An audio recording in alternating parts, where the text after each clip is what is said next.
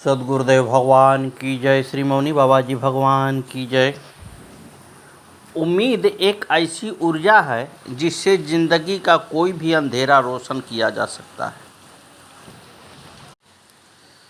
महाराज, वह सही कर्म वह नहीं है जिससे कि परिणाम हमेशा सही हो।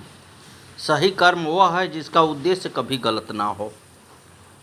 देखिए, एक राजा थे। एक संत के पिटाई से कैसे एक ही दिन में सुधर गए, इसका वर्णन सुने। उज्जैनी के राजकुमार सातवाहन कुसंग में पड़ गए थे। उनकी उच्च श्रृंखलता तथा मर्यादाहीनता जीवनचर्या देखकर पिता चिंतित हो उठे। उन्होंने बेटे को गुरु शिवदास के गुरुकुल में शिक्षा के लिए भेज दिया। एक दिन सातवाहन ने अपने किसी साथी के साथ व्यवहार कर दिया।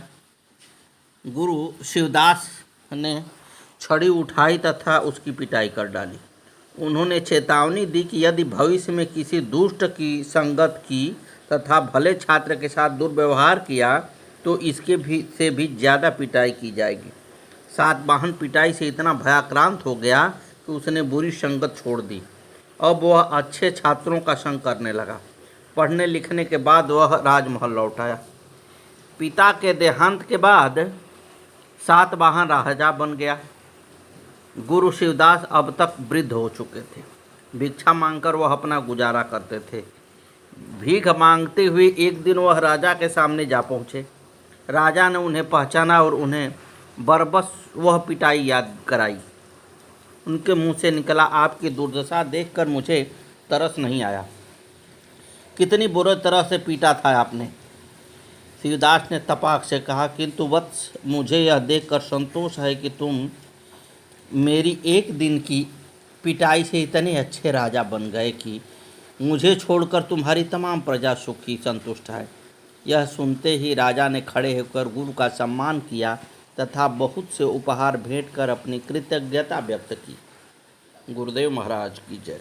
मेरे भाइयों, आइए श्री भगवंत मुदित जी के बारे में सुने। श्री माधव दास जी के सुपुत्र श्री भगवंत मुदित जी ने रसिक भक्तों से समर्थित तुलसी कंठी और तिलक धारण कर अपने इष्ट देव श्री राधा कृष्ण की नित्य नियम से सेवा की तथा उदार भगवान के परमोदार सुयश का अपनी वाणी से वर्णन करके उनके रस का आस्वादन किया। श्री कुंज बिहारी की नित्य निकुंज लीला इनके हृदय में सर्वदा प्रकाशित रहती थी। दंपत्य श्री राधा कृष्ण का जो पर रसिक, पर स्नेह और प्रीति की जो अंतिम सीमा है, उससे आपका हृदय प्रकाशित था। अनन्य भक्त भाव सेवा करने की जो रसमयी रीति है, उसी की आपने उत्तम से उत्तम मार्ग मानकर अपनाया, उसी पर चले। भक्ति से भिन्न लौकिक वैदिक विधि निषेधों का सहारा छोड़कर आपका हृदय विशेषकर श्री राधा कृष्ण के परम अनुराग में सराबोर रहता था। श्री भगवंत मुदित जी परम रसिक संत थे। आप आगरा के सूबेदार नवाब शुजा उल मुल्क के दीवान थे। कोई भी ब्राह्मण, गोसाई, साधु या गृहस्थ ब्रजवासी जब आपके यहाँ पहुँच जाता तो आप अन्न, धन और वस्त्र आदि देकर उसे प्रसन्न कर देते थे, क्योंकि ब्रजवासियों के प्रेम में इनकी वृद्धि रम गई थी। आपके गुरुदेव का नाम श्री हरिदास जी था। ये वृंदावन के ठाकुर श्री गोविंद देव जी मंदिर के अधिकारी थे। इन्होंने ब्रजवासियों के मुख से श्री भगवंत मुदित जी की बड़ी प्रशंसा सुनी तो इनके मन में आया कि हम भी आगरा जाकर भक्त की भक्ति देखते हैं। श्री भगवंत मुदित जी ने सुना कि श्री गुरुदेव आ रहे हैं तो इन्हें इतनी प्रसन्नता हुई कि अपने अंगों में फूले नहीं समाये। ये अपनी स्त्री से बोले कि कहो, श्री गुरु जी चरणों में क्या भेंट देनी चाहिए। स्त्री ने कहा, हम दोनों एक एक धोती पहन लें और से सब घर द्वार कोठार भंडार चल अचल संपत्ति श्री गुरुदेव को समर्पण कर दें और हम दोनों वृंदावन में चलकर भजन करें। स्त्री की ऐसी बात सुनकर श्री भगवंत मुदित जी उस पर बहुत प्रसन्न हुए और बोले, सच्ची गुरु भक्ति करना तो तुम ही जानती हो। यह तुम्हारी सम्मति हमको अत्यंत प्रिय लगी है। ऐसे कहते हुए उनके नेत्रों से आंसू बहने लगे। गुरुदेव रात्रि में बाहर द्वार पर बैठे सुन रहे थे। सर्वस्व समर्पण की बात गोस्वामी श्री हरिदास जी ने सुन ली और उन्होंने जान लिया कि ये सर्वस्व त्याग करके विरक्त बनना चाहते हैं, जिसका अभी योग नहीं है। अतः आप उसी समय बिना श्री भगवंत मुदित जी से मिले ही परिचित व्यक्ति को बताकर लौटकर श्री वृंदावन को चले आए और इनके प्रेम भरे त्याग के प्रण पर बहुत ही संतुष्ट हुए। श्री भगवंत मुदित जी को जब यह मालूम हुआ कि श्री गुरुदेव आए और वापस चले गए तो आपका उत्साह नष्ट हो गया। हृदय में अपार पश्चाताप हुआ। फिर आपने गुरुदेव के दर्शन करने का विचार किया और नवाब से आज्ञा मांगकर श्री वृंदावन आए। श्री गुरुदेव के दर्शन कर सुखी हुए। बहुत से लीला पदों की रचना की। आपका रसिक अनन्य भक्तमाल ग्रंथ प्रसिद्ध है। इस प्रकार आपने अनन्य प्रेम का एक रस निर्वहन किया। गुरुदेव से आज्ञा लेकर आगरा को लौट गए। वहाँ किसी कारणवश कई ब्रजवासी चोरों ने आपके घर में ही चोरी कर डाली, पर इससे आपने जरा भी मन में दुख न माना, क्योंकि आपका मन भगवान की भक्ति में सराबोर था और दृष्टि में श्री वृंदावन बिहारी जी समाये हुए थे। वास्तव में आप बड़े ही भाग्यशाली और प्रेमी संत थे। संसार में आपका भगवत प्रेम प्रसिद्ध था। श्री भगवत मुदित जी के पिता श्री माधव दास जी रसिक थे। आगे उनकी कथा सुनिए। यही कहते हैं कि अगर पिता परमार्थ पर चल रहा है तो बेटा भी अवश्य परमार्थ पर चलेगा। श्री माधव दास जी बेसुध हैं, नाड़ी छूटने वाली है, अब इनका अंतिम समय आ गया है। ऐसा जानकर लोग उन्हें पालकी में बैठाकर आगरा से श्री वृंदावन धाम को ले चले। जब आधी दूर आ गए तब श्री माधव दास जी को होश हो गया। दुखित होकर आपने लोगों से पूछा कि क्रूरों, तुम लोग मुझे यहाँ लिए जा रहे हो? लोगों ने कहा, आप जिस वृंदावन धाम का नित्य ध्यान किया करते हैं वहीं ले जा रहे हैं। यह सुनकर आपने कहा, अभी लौटो।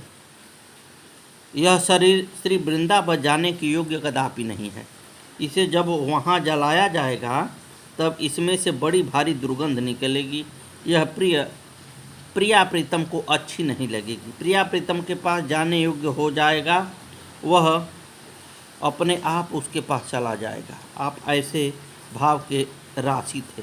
वापस जाकर आगरा में ही आपने अपने शरीर को छोड़ा। श्री गुरुदेव महाराज की जय। कहते हैं कि अगर व्यक्ति का लास्ट चल रहा हो, ये समझ में आए कि 8 घंटा 10 घंटा में व्यक्ति अपने शरीर को त्यागेगा, तो कैसा भी व्यक्ति हो, जो भी उपस्थित रहे परिवार के लोग, वो हरि नाम का कीर्तन करें, अपने गुरु का स्मरण कराएं। जैसे हमारे गुरु हैं उनका स्मरण कराएं, उनके दिए हुए मंत्रों का स्मरण कराएं, सीताराम का स्मरण कराएं, श्री राधे का स्मरण कराएं। ये सब चीज़ अगर उसके कान में भी बोल दी जाए तो निश्चित रूप से शरीर छूटेगा, तो उसकी मुक्ति हो जाएगी। क्योंकि ये सभी ब्रह्मा हैं, इनकी कृपा होने से जीव मुक्त हो जाता है, बंधन में नहीं पड़ता है। इसलिए थोड़ा सा ध्यान देने की ज़रूरत है। क्योंकि जब शरीर छूटने की स्थिति होती है ना, तो इतनी वेदना और इतनी कष्ट होता है कि प्राणी स्वतः याद नहीं कर पाता। भले जीवन भर राम राम किया हो, लेकिन उस समय नहीं याद आएगा, इसलिए कष्ट में करा रहा है।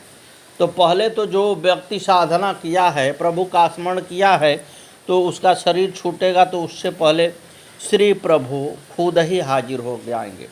सतगुरु खुद ही सामने खड़े हो जाएंगे। पता है उनको कि ये जाने वाला है, अब ये इस शरीर से तो कुछ कह नहीं पाएगा, लेकिन जो असमर्थ है उसके लिए बताया जाता है कि तुलसी दल डाल दीजिए, गंगा जल डाल दीजिए मुंह में, प्रभु का स्मरण कराएं।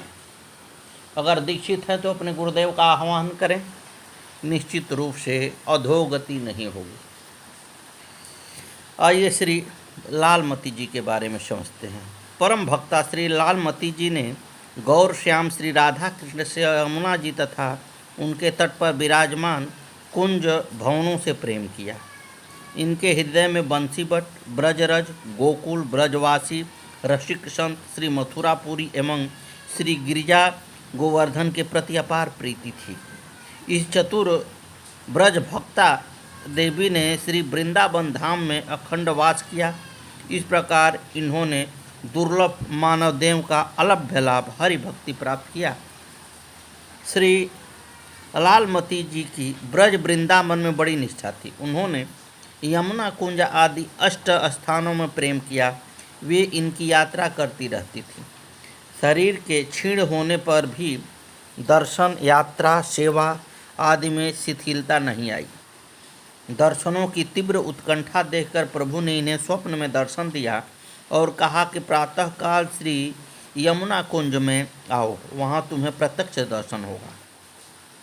तुम्हारा शरीर शिथिल हो गया है, अतः यात्रा बंद करके श्री वृंदावन में ही वास करो। स्वप्न का स्मरण करके आपके मन में बड़ा मोद हुआ। प्रातः आपने अपने दासी के साथ ही यमुना स्नान किया और कुंज में आकर बैठ गई।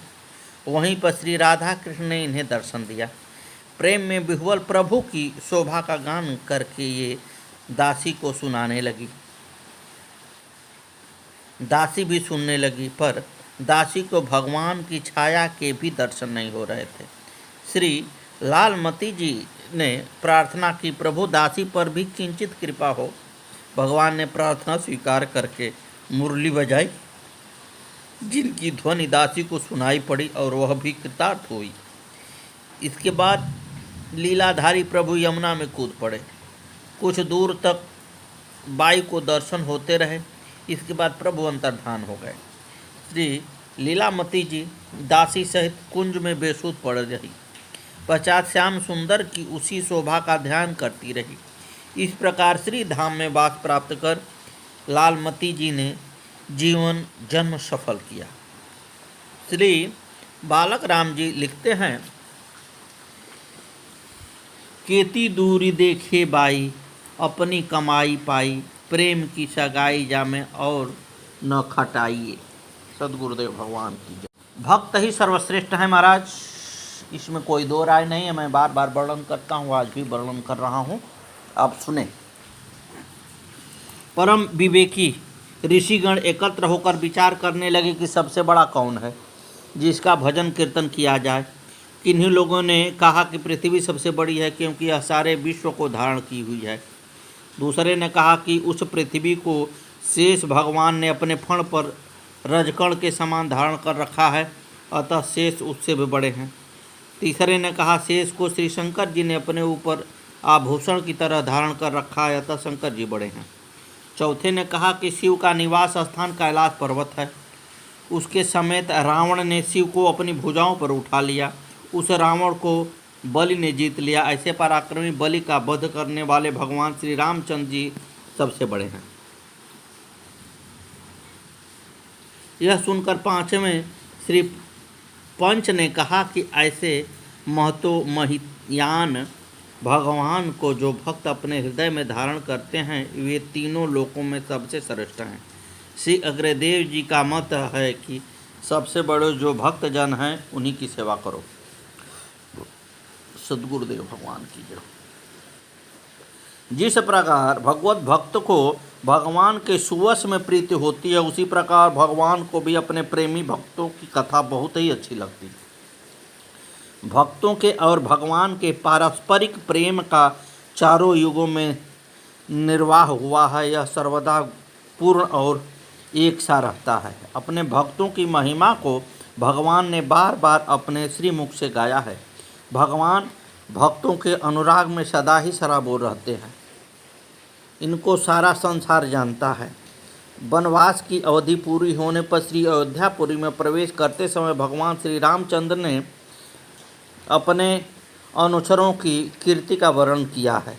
श्री अग्रदेवाचार्य जी कहते हैं कि उक्त प्रमाणों से यह सिद्ध है कि भक्तों के गुणों का वर्णन करने श्री सीतापति श्री रामचंद्र जी सदा के लिए बस में हो जाते हैं। सद्गुरुदेव भगवान की जय, श्री मौनी बाबा जी भगवान की जय। आगे की कथा कल। जय जय श्री सीताराम, गुरुदेव महाराज की जय।